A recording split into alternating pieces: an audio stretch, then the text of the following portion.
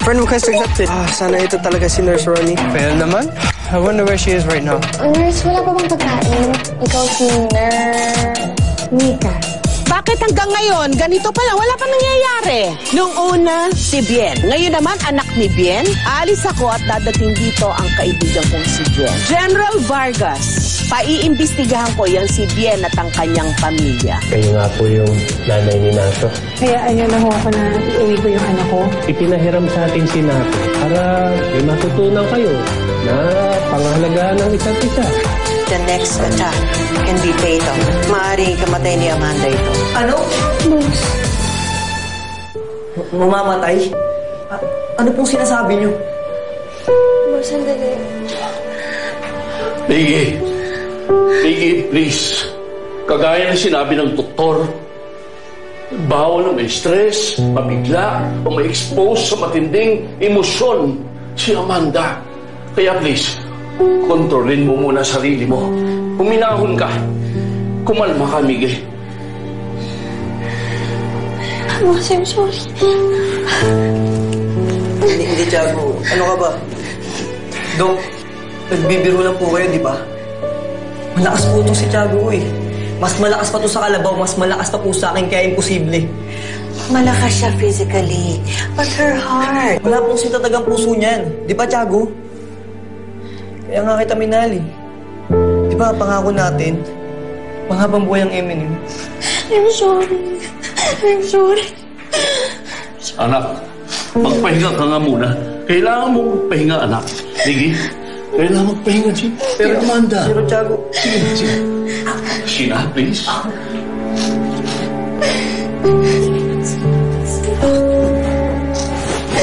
Relax ka muna, anak. Relax mo yung sarili mo, please.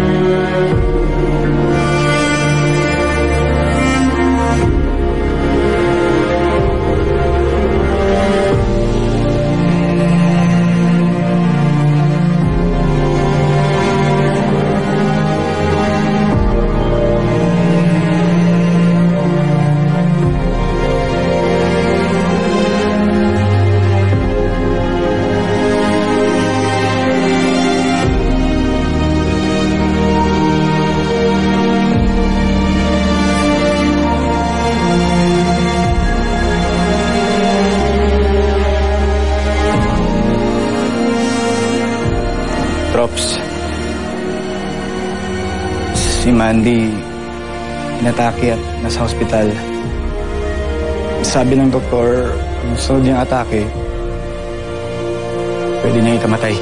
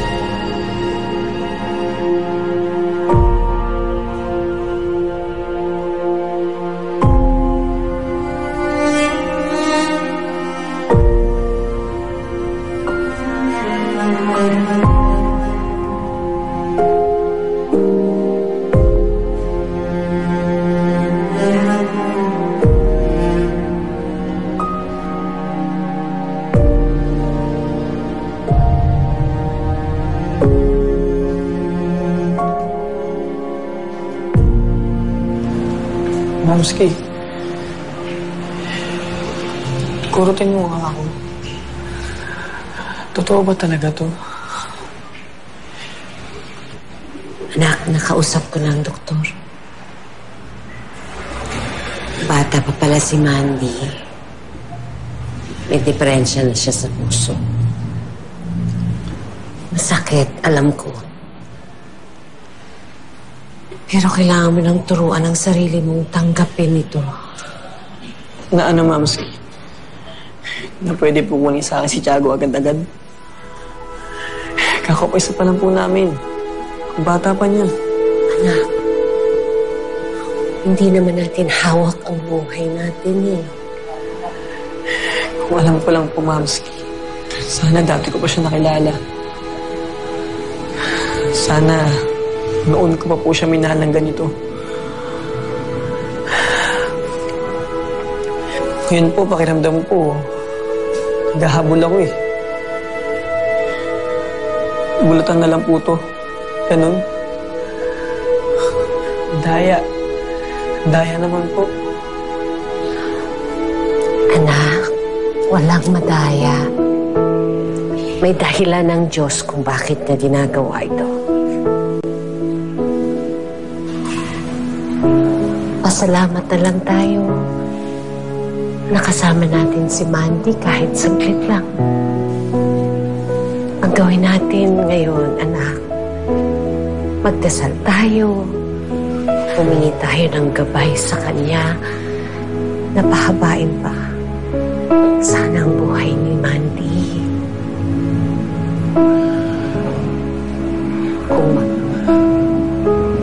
Anak, kailangan mong tatagan ang sarili mo. Kung mahal mo si Mandy, gagawin mo yan. Pero paano, Mamski?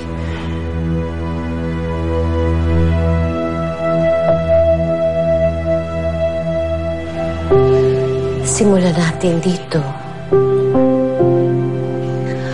Ang pag-amin na nahihirapan ka. At ang paghingi ng tulong sa Kanya.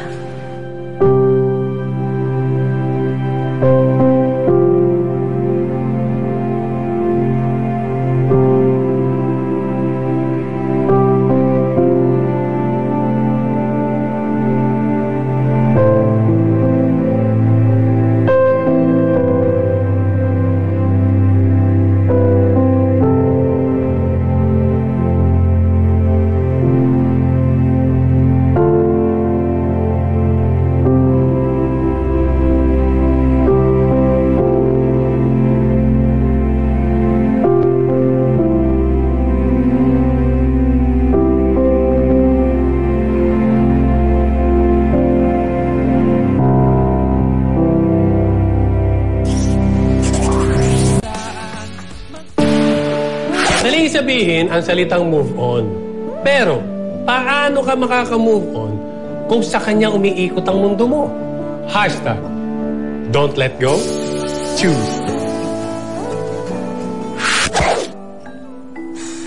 I can't believe this. Broken heart syndrome. Pero ang sigla-sigla niya.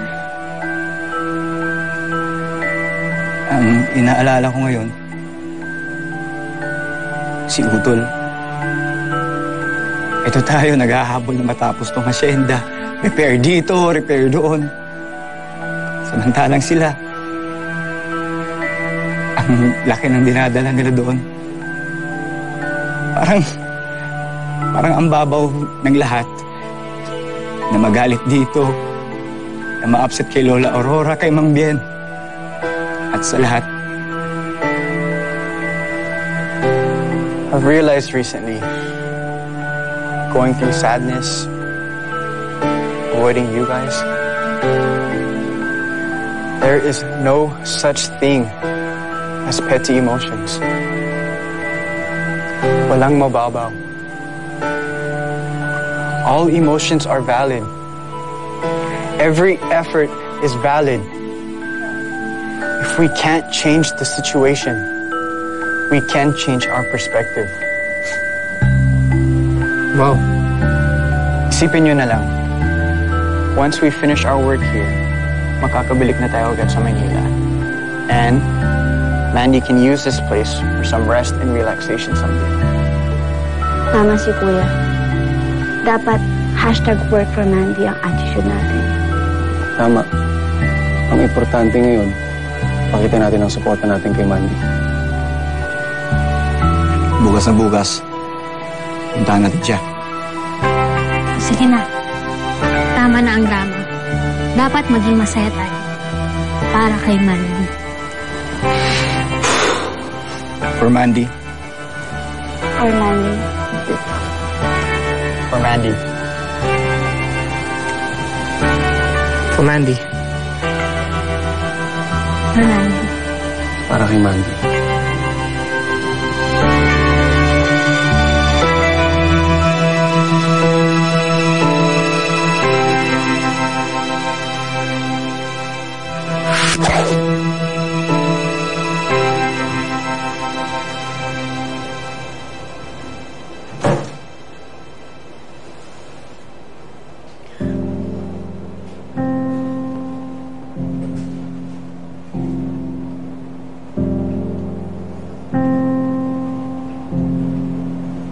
Boss. Relax ka na rin. Pero boss, alam kong nakakagulat to para sa'yo. Baka galit ka pa o inis o tampo. Okay na ako, Tiago. Okay na sa akin yung makita kong ayos ka. Pasensya ka na. Ang buhay ko kanina. Hindi na kasi madaling marinig at matanggap. Naintindihan ko. Kahit ako nahihirapan din eh. Pero, boss, pasensya ka na. Sensitive pala tong tiyago mo. Mahina, marupok. Bakit mo nga sabihin yan?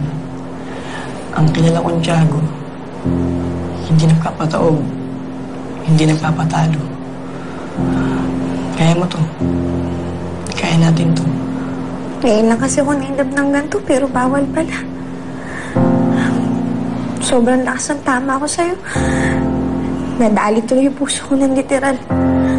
Kaya iingatan kita mula ngayon. Hindi mo babago ang pangako ko sa'yo. Amen, manghabang buhay. Yan ang pinakauli at pinaka-importante sa #relationship goals natin. Ang magmahalin habang buhay. Mahal kita, boss.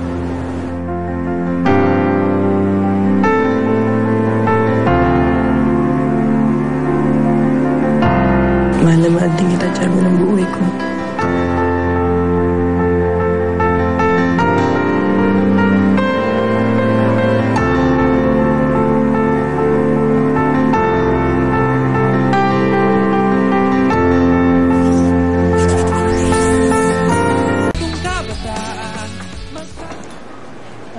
Yan po. Kanina ka pa map ng map dyan. Ano bang ginagawa mo? Minamap ko lang yung malas. Natanggal ko. Kasi tumating lang yung aling sis na yun. Sunod-sunod na. Una, si Nato, kinuha. Ngayon, si Mandy, may... Lungkot-lungkot ng araw na to. Wala dyan. Uy, naku, tigilan na nga yung malas-malas na yan. Nasa tao yan kung paano niya haharapin yung mga ganyang bagay. Tama si Mamski. Kailangan, stay positive tayo kahit anong mangyari, ha? Oo nga. Ay, mag-reunion na lang tayo. Ay, magluluto ako ng masasarap na pagkain. Yun! Pero healthy. Papadala natin si John ng gulay. Yan, gusto ko yan. Kita mo na? Smile na! Sige ka. Pag hindi ka nag-smile, papangit ka. Oo nga. Di naman mangyayari sa akin. Ganda-ganda mo. Oh! Sige, pag di ka nag-smile, tataba ka. Ay, actually, tumaba ka na eh. Parang tumaba ka nga. Sige, coach, ah. Nakasmile na ako. Pero sigurado ako na hindi ako makakalma. Tawa tayo ng tawa. Pero si Nato, gusto na kaya siya? sigurado naman ako kung asan man siya ngayon, komportable na siya dun sa piling ng nanay niya. Sana. Ano ba? Iyak ka ng iyak! Ang hihingi mo, ha? Makakarindi ka na! Ano ba, hindi ka titigil? Alam mo, kung hindi lang ako madadali sa'yo, pinabayaan na kita. Pag nakita ka pa ng nanay mo, mahuli pa ako ng pulis, eh. Trabaho ka na, magtrabaho ka na. Doon ka sa kalsada, umiyak para mabawi yung kinitang nawala nung tumakas ka. Ayaw? Anong ayaw? Hindi ka pwedeng umayaw. Pag hindi ka sumunod sa akin, pati yung mga batang kasamahan mo, masasaktan, ha? Yan. Dali!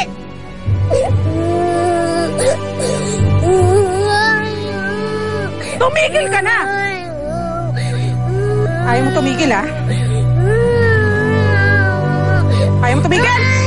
Ha?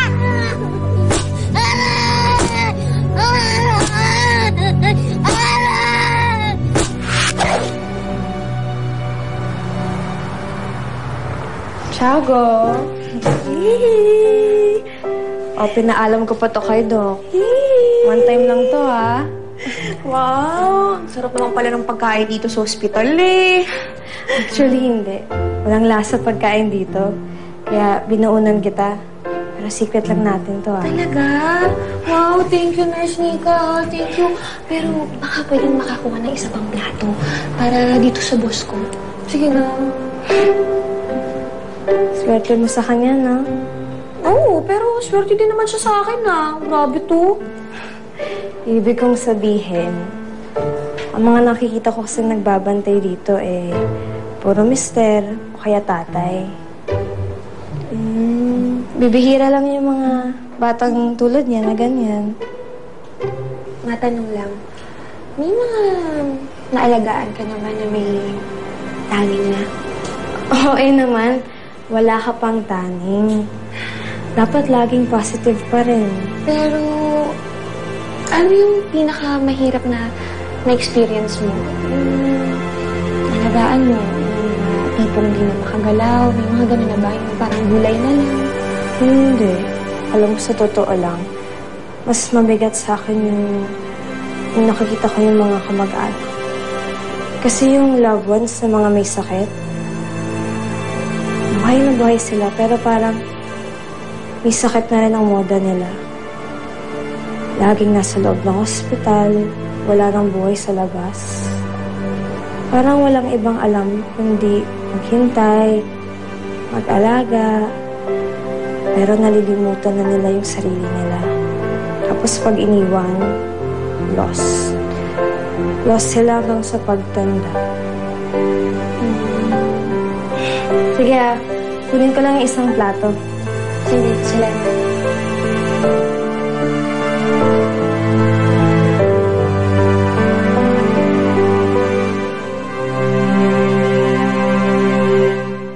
Dalawa magiging kaso nito kung sakasakali. Trespassing at destruction of property. Veronica?